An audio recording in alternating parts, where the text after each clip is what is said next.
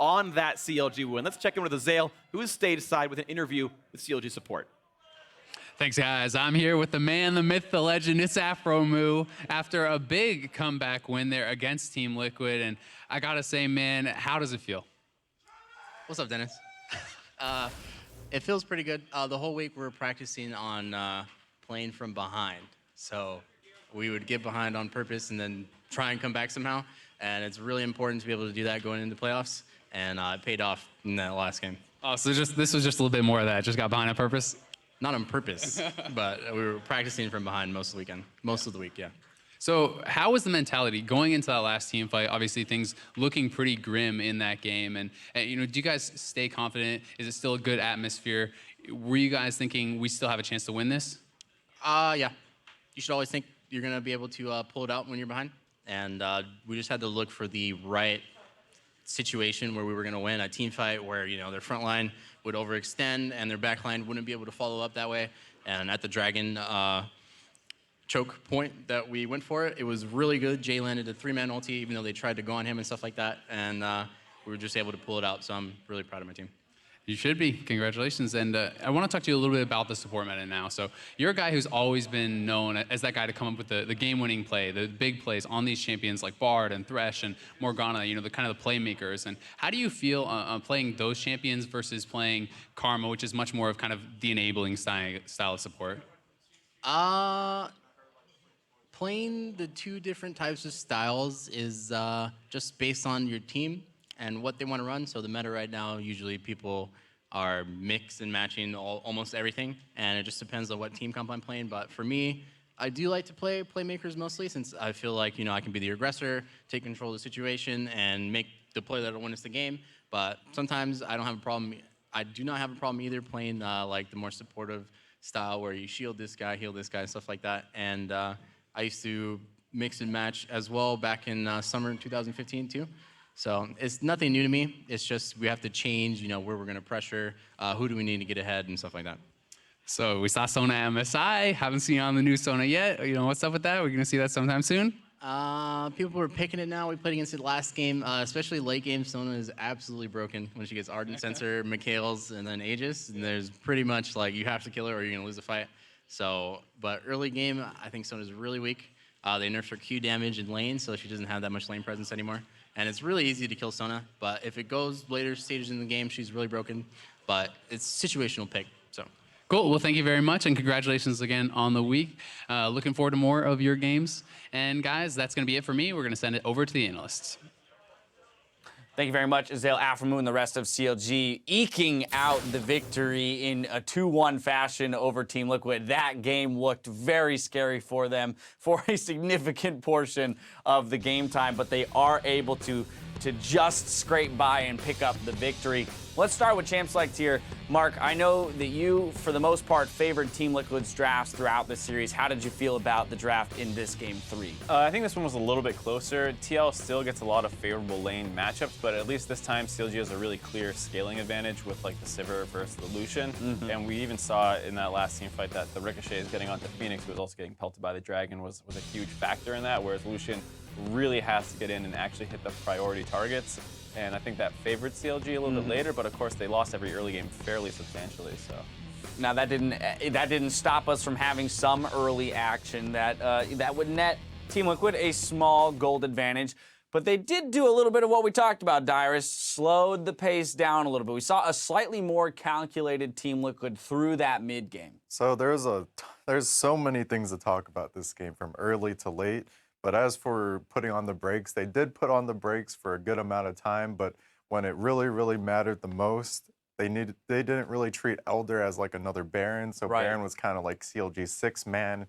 Like it was a spy job by Elder Dragon, like Betrayed by yeah, Dragon. CLG, Elder Dragon, like oh my gosh, I don't even know where to start or stop. Like, Right. that's Well, just, oh, I mean, God. yeah, it's kind of a frustrating game in the sense that we did see a couple of improvements from the Team Liquid roster, even from last game to this game, what we had talked about on the analyst test. And then, just as you mentioned, there's a breakdown right at the end, and you still see I mean, how many times has been hammered home to us the fact that League of Legends is a game that can turn on a dime. All it takes is one bad fight once you cross that 30-ish minute mark for the game to completely be turned, and that was it there at the Elder Dragon. I want to kind of build our way to that though, and take a look at some replays that got us to that point. So 18-30 into the game, 4 for 2 for Team Liquid. This is a Team Liquid tower dive here on the top tier 2. Well, it's funny because we've been criticizing Team Liquid for most of the series about taking odd number fights. Here, Stixxay gets blown up basically for free, and Darshan finishes his TP and gets exhausted right away, and it starts off a really bad sequence for CLG.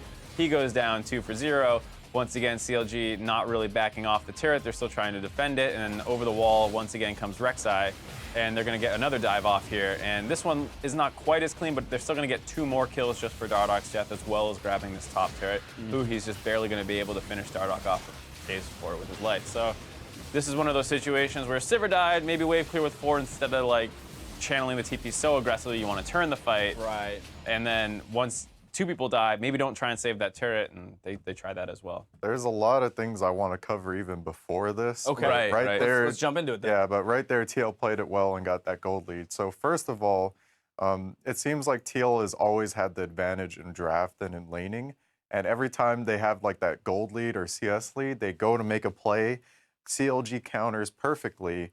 After countering perfectly, they go and abuse the side or Lorlo is, and they try to punish him. But then TL punishes CLG for over-capitalizing on them, and then it goes back to TL. And this happens twice throughout the game, where in the same fashion of deja vu of where they gank mid, get countered, go top, they die top, and then TL has advantage again. It's just very, tempo, back and It was a forth. tennis match with Yeah. tempo between the two teams. I do have to push us forward. Maybe you can tie your point into this next replay. 30 minutes into the game, Team Liquid 3 for 1 in the mid lane. A very smart decision by them to pick or to choose this fight, because it'll net them the Baron on the back end. Right.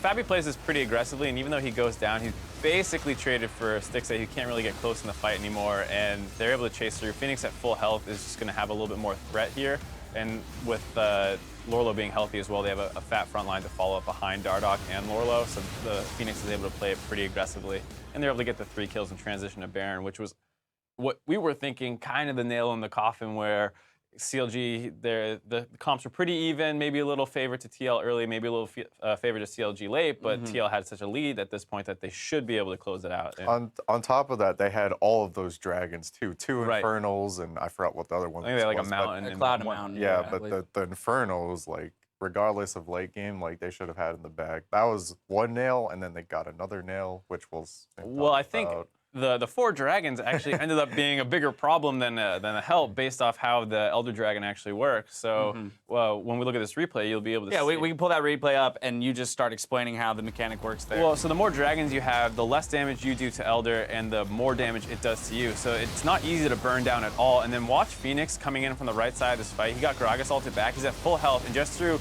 ricochets and Aurelia ult plus Elder Dragon, he's going to go down and just die. Right. He went from full health to dead and super quick without actually receiving any threat from the enemy team, just through kind of like collateral. And then from there, the front line got caught up in the Victor. They got melted down as well. And Fabi, because like we were saying, he's short range, he never was able to really get into a great position to contribute in the fight. And it all comes down to the fact that you can't burn the Elder down. Right. It's going to do a lot of damage to you, and you're fighting a 5v5. It wasn't, like we always say, with the man advantage, like you want to have some advantage for a fight, so it's in your favor. And a gold lead isn't enough just to be able to steamroll any fight. You still need to play it well, and I think Team Liquid just thought they could play it however and win. On top of that, TL had like a GA advantage on for their jungler. yeah, on And literally, what they could have done was literally had Lorlo go in, suicide, and then come back and then die again, and they probably still would have won that. Other than like they were just so far ahead, it was ridiculous. Like CLG played the fight really, really well. But just like Baron throws, that was a perfect example of an Elder Dragon throw. Yeah, not quite set up perfectly for it. They pay the dearest price, which is to lose the entire match. Stixxay, player of the game on this one, highest damage in the game on the Sivir. You just pointed out in that replay, the ricochets hitting that Cassiopeia sometimes we forget about how effective Sivir can be in the late game from those ricochet crits. Right. I mean, that's what ultimately is her strength in the late game. Is she hits front line, and somehow that also means she's hitting back line. Yeah. And he was pretty close with Victor in terms of damage overall in the game, but his ability to help stall out with the wave clear, TL never actually cracked an inhib turret, which means they weren't really like super stomping this game in terms of map control. All right, well, this is going to be a tough loss for Team Liquid to stomach, but CLG will be happy to have picked up the victory in somewhat sketchy fashion. That does do it for our match of the week, but stick around because undefeated TSM takes to the stage to battle it out with Phoenix One right after this. You're watching the North American LCS.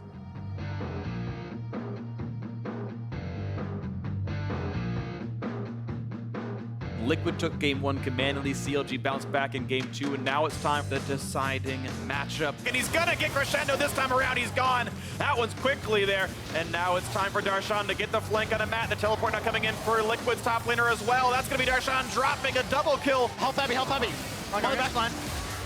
I want Darshan. We can keep going forward, Phoenix. I have a slow. I'm going back. Coming back. Kill it 5.